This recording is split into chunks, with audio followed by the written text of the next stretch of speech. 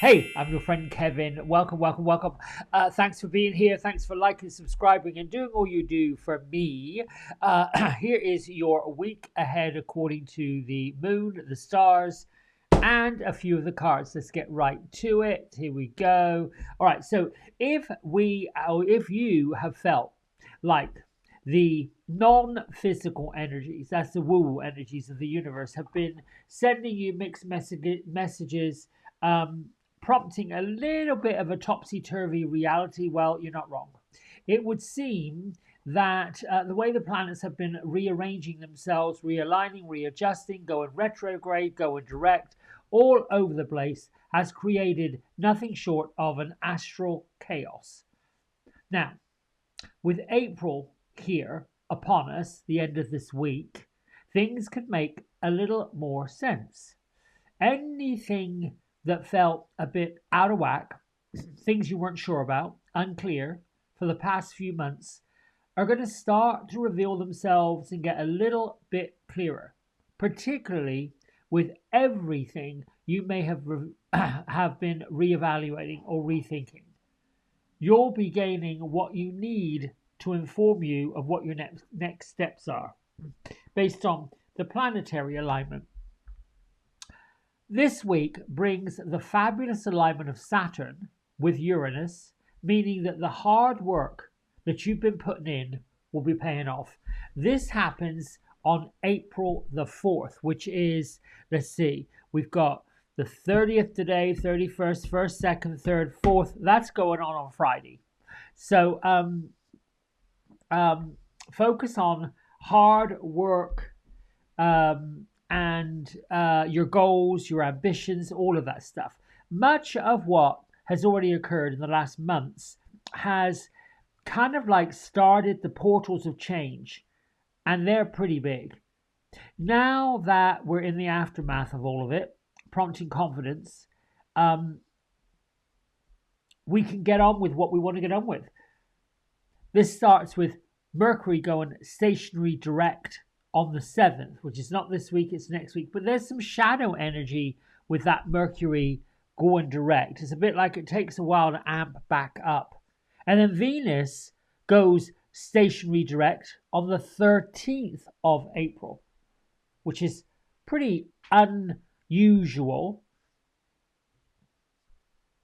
Let's see, what else can I think of here? One note would be to avoid any kind of regret.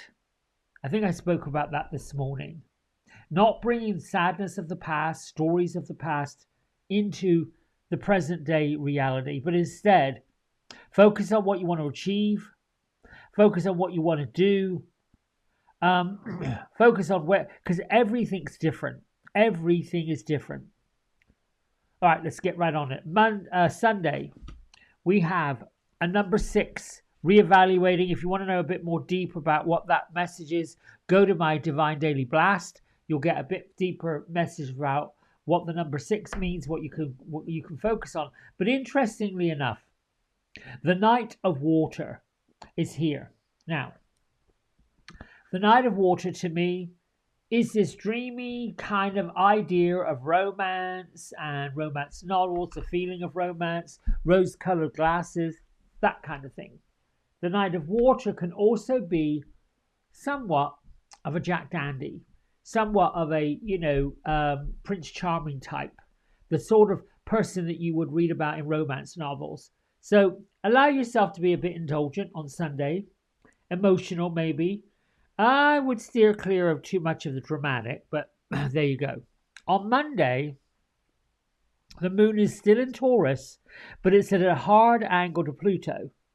So you might feel a little hemmed in, pushed, or even manipulated.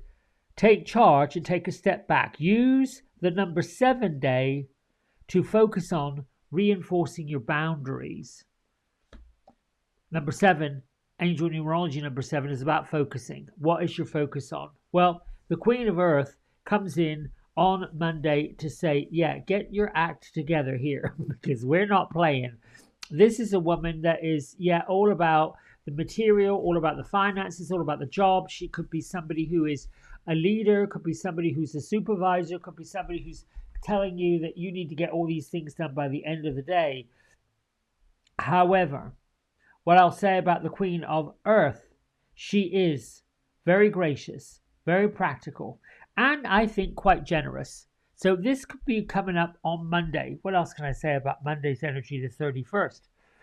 Focus on the right path and put your priorities in order. Line up everything for your own favor, particularly when it comes to material matters. And the Queen of Earth could be somebody who could be helping you do it. Moving on into Tuesday, we have a number 5 day because we went backwards only because we changed months. We turned a 4 from a 3, and that changes the numerology. We have the Ace of Earth, which is abundance, opportunity, resources. This is the beginning of it. This one's got his plans in action. He's ready to go to the bank and apply for a job, or apply for a loan, or apply for something. Butterflies in your favor. The guardian angel little feather right here on the floor. Things are working out for you on earthly matters, financial matters, your job front, your home, your environment, your finances. All of these things are favored on Tuesday. The moon has traveled into the social aspect of Gemini also, and we are in that waxing cycle, bringing in what we want. Wax on, wane off. Gentle steps, little by little sparks of inspiration to lead you to your goal are favored on Tuesday. If you're a believer in chance, destiny, or the luck of the Irish, then this is speaking your language and probably calling your name. Wednesday, my friends, we got another Earth card. This is the 8 of Earth, talking about fine print. Do your due diligence. Find whatever it is. Sew up any loopholes. We got our our person here. She's following instructions and making sure she's got everything tied up for whatever she wants to do. This is about goals and dreams and wishes. Are you including everything you want to have happen? Again, little by little by little by little by little. It is a number 6 day. Revitalization. Continue lifting your vibrations even higher, refocusing your energies on positive outcomes. Clarity is the spice of life on Wednesday, with the moon in Gemini. So make sure you're serious about manifesting what you want down to the details.